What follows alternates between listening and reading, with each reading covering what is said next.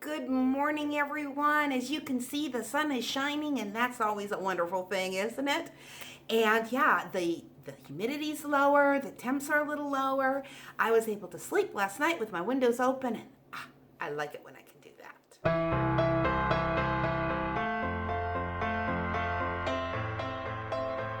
But right now, what I am doing is I am prepping for my husband's dinner because, yes, if you've been watching my channel for very long, you know that I cook dinner in the morning. Yes. So, I am going to be cooking something that is called summer corn and tomato shrimp campanelle. Yeah. Does that sound good? It looks really good. And yes, this is from a meal kit. And no, I'm not sponsoring this meal kit. But like I said, if you've been watching my channel, you know that I have been purchasing HelloFresh for a long time. In fact, I think it is almost 2 years. Not quite, but I think it's almost 2 years that I've been getting HelloFresh. And I really don't have a complaint with the quality of their food and their service. But what I found, and this is why I decided I was going to just kind of stop HelloFresh for a while and go with something else. And that's because it just became the same old thing. They would change things up, but not very much. And it just, honestly, it just got a little boring. So anyways, the meal kit that we decided to go with now is it's Home Chef. That's what I have here. That's what I'm going to be making today. This is going to be the second week that I've had this particular meal kit. So far, so good.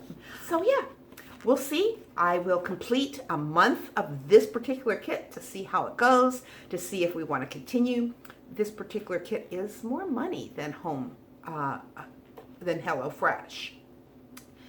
This is $8.99 a meal, and HelloFresh is only $6.99. So that is a considerable amount of money difference for people to make a decision on what meal kit they're going to receive. And so when you order a meal kit, you get a discount for usually your first 2 to 4 weeks, you get a discount. So you're only paying like usually maybe 2/3 of what you normally would pay without that discount. So it's just their incentive to get you to order their kit. So once that incentive is over, that's when I'll make the decision on whether or not to stay with this particular meal kit.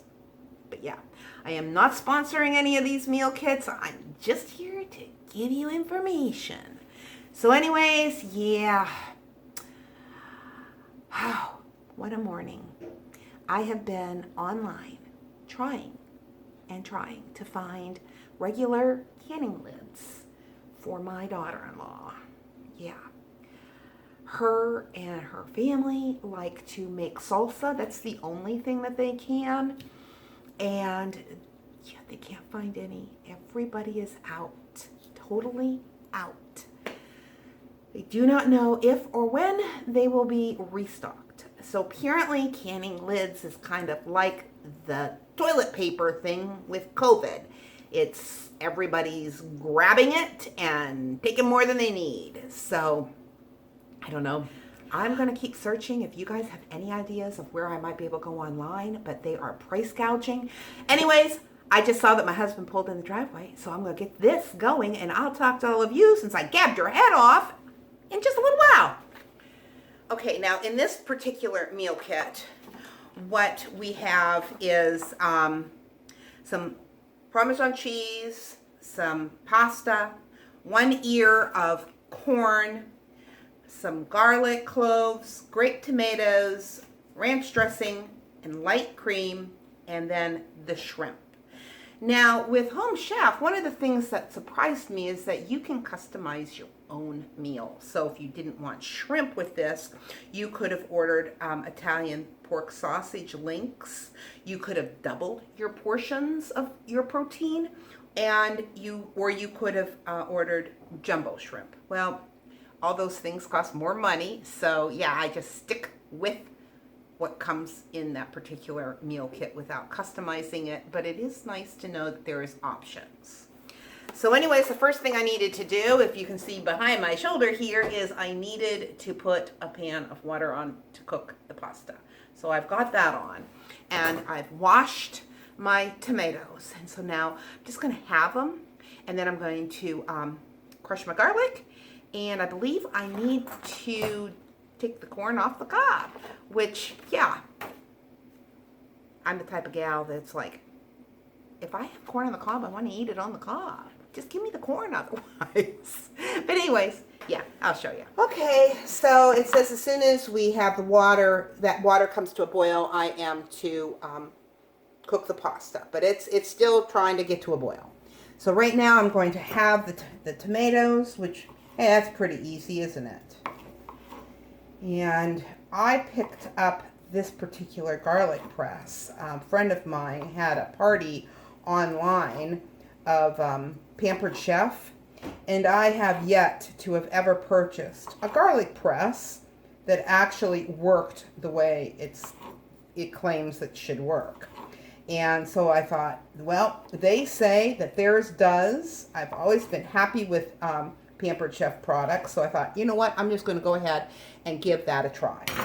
And this is what it looks like, and it comes with this little like thing here, this little like almost like a little mini brush that you can put through the holes to clean it. That's kind of convenient, but it definitely does work. So I was thinking, well, you know what? Well, maybe these are too big for me to get both of them in there. No, that'll work. I thought this was definitely worth the money because, like I said, I've never had a garlic press that actually worked. So maybe I should move that down a little bit. And let's see, what else? Okay, now I need to go ahead and take the husk off this corn. And it says to carefully hold the cob vertically and carefully slicing downward. So we'll see if I can do this without killing myself. I'm assuming this is what they mean. Might have to have my husband do this. Oh, no, hey, that's not hard at all. But look at that, it went everywhere. Alrighty then. What a mess this is going to be.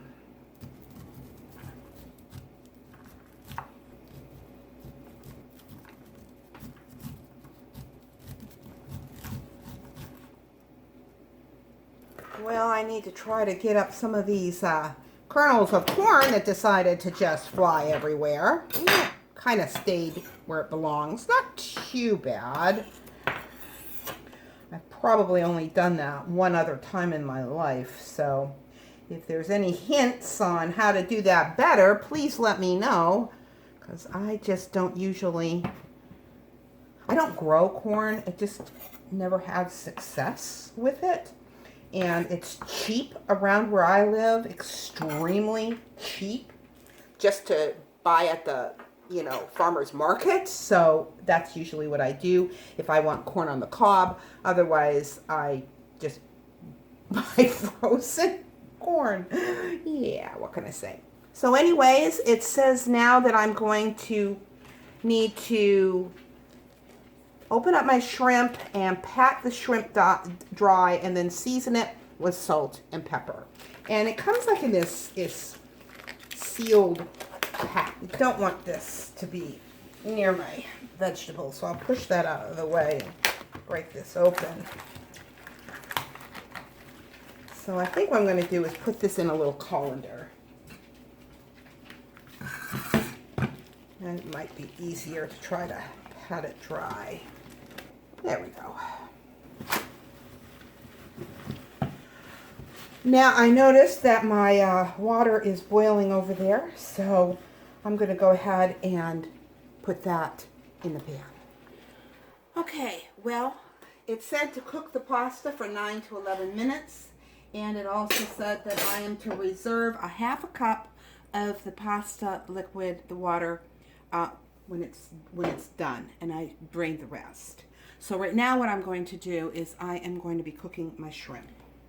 So it says to put about a tablespoon of olive oil into a pan and then add the shrimp and cook until it's all seared on one side for 2 to 3 minutes. Then we're going to flip and cook on the other side for another 1 to 2 minutes. So you can tell when it's done, it turns all pink.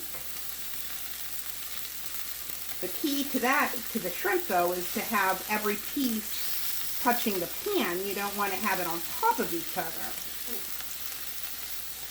Okay, these look like they're, see how they're starting to turn pink? That's kind of how you know that they need to be turned, and you can tell when they're done. And I really, as you can you see how this pan is cooking like them on one side better than on the other side of the pan? That's my burner. Rick and I have been talking about whether or not we should spend the money and get a new oven, a new stove, because my my buttons also are a problem. When I go to start my oven, I have to like press all around the start button. I just can't press start and find, and like it might be like at the 10 o'clock mark of the start button that I can actually turn the oven on. It's really getting a little frustrating. So, I don't know. I just didn't want to spend the money right now. You know, we just don't know in our economy what's going to go on. So, yeah. And then I bought that chair, right? Yeah. Oh, what can I say? Priorities. That's what I can say. You got to have your priorities. Oh, my, oh, my, oh, my. And once these are done, all I'm going to do, it says, is take them out and put them in on a plate or in a bowl. And I washed out my bowl that I had the raw in. So I'm just going to put them in that bowl. And, yeah. And I believe my pasta should almost be done.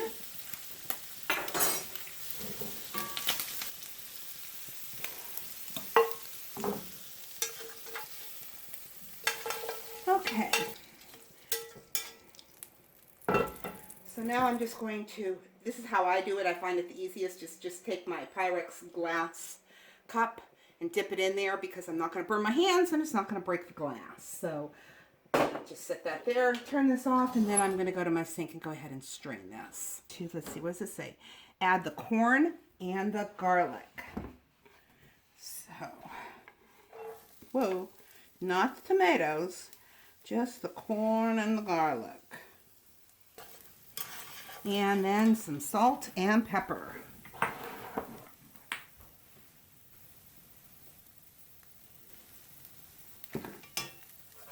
It says stir occasionally until warm through about 2 or 3 minutes. Let's get that garlic broke up in there, all clumped. There we go. It said that once this is finished, that you put it on a plate. Where I can really smell that garlic. It smells wonderful. Yeah, I have to turn my pan, remember, about my burner. So this side gets hotter than this side, so I have to keep turning my pan. All right. So I'll go ahead and put this, maybe. Trying to find a sturdy place here to put that plate. There we go. Okay, so that aside, and now we are going to, it says, add the cream to the hot pan, and I need to turn this back on, and this is how the cream comes. So they have everything pretty well, you know, as easy as possible for you, that's for sure. Yep, it says add cream to the hot pan and bring to a boil. Once boiling, stirring occasionally until slightly thickened for 2 to 3 minutes. Okay, well, that's boiling on this side, right? Okay, we'll get it boiling on the other side now. Once this is slightly thickened, I'm going to stir in the pasta and the pasta cooking water, which I believe I was supposed to reserve 1/4 cup, which is more than that, so I'll be careful when I do that.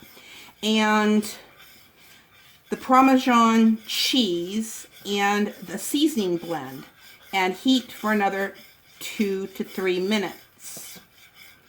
So, I'm going to go ahead and add my pasta.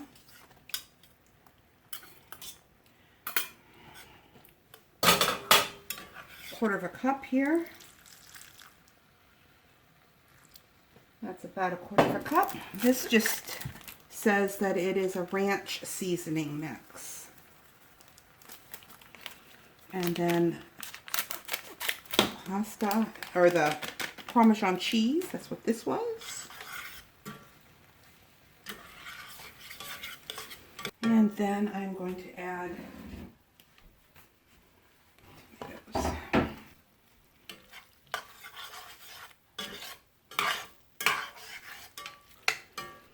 And also now the vegetables, that corn and garlic's going to go back in this mixture. Now it gave an alternative. It said that you didn't need to do it this way. You could just put the creamed pasta on a plate, and then you could go ahead and divide up the shrimp and the vegetables on top. But I'm just going to go ahead and add it. It just seems like this is a bit easier way of doing it, don't you? And this is done.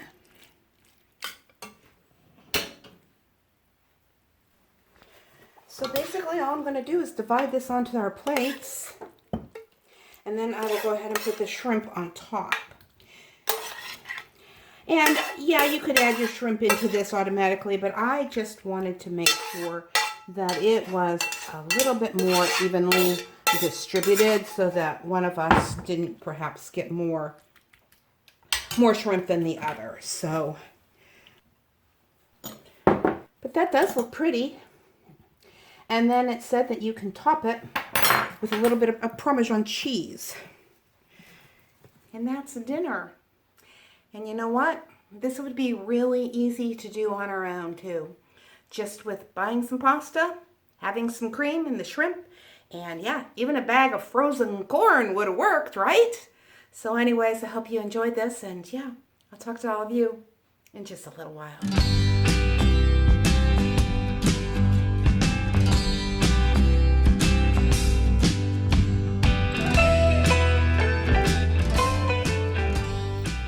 Today, I want to share with you 1 John chapter 5, verse 4. For whatever is born of God overcomes the world.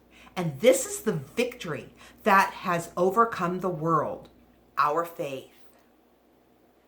It's always important to remember that we are on the winning side. And right now, we are in some of the most turbulent times in recent history. And many people are expressing their concern about the future. But I want to tell you a little something. The future is victory. It is not defeat. It's not loss. If you think about it, all the great leaders of the Bible shone in the hardest of times. When the giant Goliath stood against the army of Israel, David didn't sit around with his brothers complaining about how big Goliath was. Although David was like a dwarf next to this Philistine giant, he was still convinced that he was going to be victorious because God was on his side. When the apostles saw Jesus die, they must have felt utterly defeated. But then after 3 days, there he was from the grave, glorious, alive before them. And from that point on, they walked in his victory. They didn't sit around complaining about the Roman persecution, the Sanhedrin, or the Pharisees. They didn't get wrapped up in how evil the world was becoming. Instead, they pressed forward in the worst of times.